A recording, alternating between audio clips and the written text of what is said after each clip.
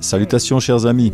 Aujourd'hui, nous poursuivons notre voyage à travers l'incroyable livre « La tragédie des siècles » qui décrit l'histoire de Dieu travaillant à travers son peuple fidèle, à travers les siècles de ténèbres et jusqu'à la fin des temps. Mais c'est bien plus qu'une simple histoire. À travers ces pages, nous voyons la merveilleuse direction de Dieu, même dans les circonstances les plus difficiles.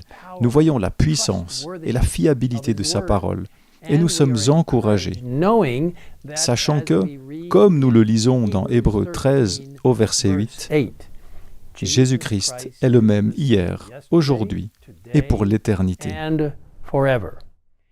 Vous voyez, ce même Jésus est avec nous aujourd'hui, nous guidant individuellement et en tant qu'Église, et il sera avec nous jusqu'à la fin des temps. Nous sommes maintenant au chapitre 12, intitulé « La réforme en France ». Précédemment, nous avons vu comment Dieu a agi de façon extraordinaire lors de la protestation de Spire et avec la confession d'Augsbourg. Cela a marqué un grand triomphe pour la réforme en Allemagne. Cependant, il a été suivi d'une terrible effusion de sang. Des milliers de personnes ont scellé leur témoignage par leur sang, tandis que l'Église romaine persécutait les fidèles disciples du Christ. En Suisse aussi, les adeptes de la Réforme connurent des jours sombres. La persécution de ceux qui désiraient recevoir la vérité donna lieu à une guerre civile, au cours de laquelle Zwingli et de nombreux autres croyants furent tués. Rome exultait, nous dit-on, mais celui dont les desseins sont éternels n'avait délaissé ni sa cause, ni son peuple. En d'autres pays, il suscitait des ouvriers pour faire triompher son œuvre. Avant même que le monde ne connaisse Martin Luther, la lumière commençait à poindre en France. Un éminent professeur de l'Université de Paris, Jacques Lefebvre, avait étudié les Écritures. Catholique fervent, il se trouvait dans la bibliothèque de l'université pour faire des recherches sur la vie des saints de l'Église lorsqu'il est tombé sur une Bible. Pensant qu'elle pourrait l'aider dans ses recherches, il a commencé à la lire. Cependant, au lieu de trouver des informations sur les soi-disant saints, il a trouvé le Seigneur Jésus-Christ et la pure doctrine qui avait été cachée pendant des siècles. Il était convaincu de l'excellence et de la beauté des Écritures. Elles me semblaient dégager un parfum dont la douceur était incomparable. En comparaison, toutes les études humaines ne sont qu'ombre et brouillard. Convaincu que le plus grand besoin de son temps était un retour aux Écritures, Lefebvre décida de les étudier et de les enseigner sérieusement à ses étudiants. Il traduisit plus tard le Nouveau Testament en français, qui fut publié au moment même où la Bible allemande de Luther sortait des presses à Wittenberg.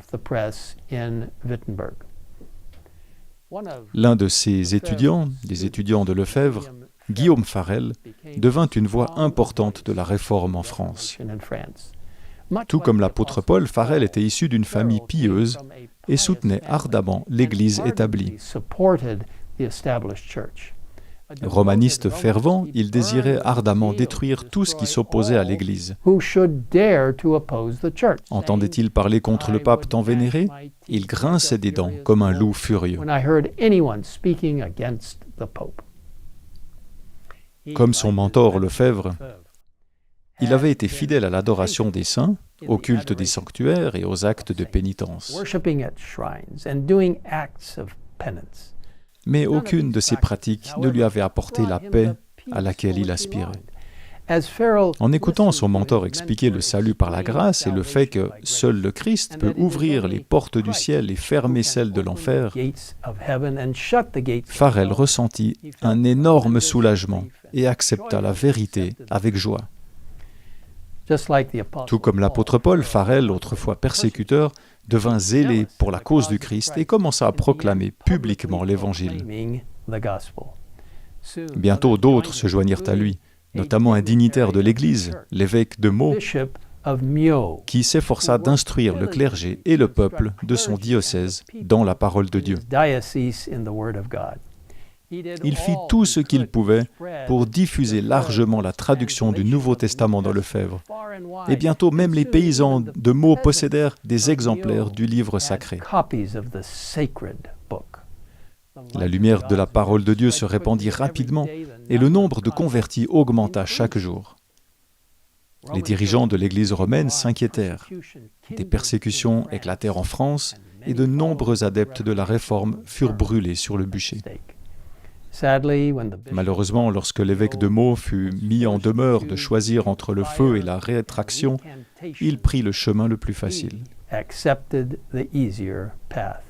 Le troupeau, en revanche, demeura ferme en dépit de la chute de son chef. Nombreux furent ceux qui témoignèrent de la vérité dans les flammes. Par leur courage et leur fidélité, ils parlèrent à des milliers de personnes qui n'avaient jamais entendu leur témoignage. La persécution n'arriva pas à arrêter la propagation de la vérité de Dieu, mais elle ne fit qu'attiser les flammes de la dévotion et de la fidélité à sa parole. Mes amis, sommes-nous aussi fidèles à la parole de Dieu aujourd'hui? Passons-nous du temps avec nos Bibles chaque jour, écoutant la voix de Dieu qui nous instruit, nous réconforte, nous encourage et nous guide? Serions-nous prêts à mettre notre vie en jeu plutôt que de compromettre sa vérité? Aujourd'hui, il nous appelle en disant « Voici, je me tiens à la porte et je frappe. Si quelqu'un entend ma voix et ouvre la porte, j'entrerai chez lui, je souperai avec lui et lui avec moi. Le vainqueur, je le ferai asseoir avec moi sur mon trône, tout comme moi j'ai aussi vaincu et me suis assis avec mon Père sur son trône. » Que celui qui a des oreilles écoute ce que l'Esprit dit aux églises. Je vous invite maintenant à prier avec moi.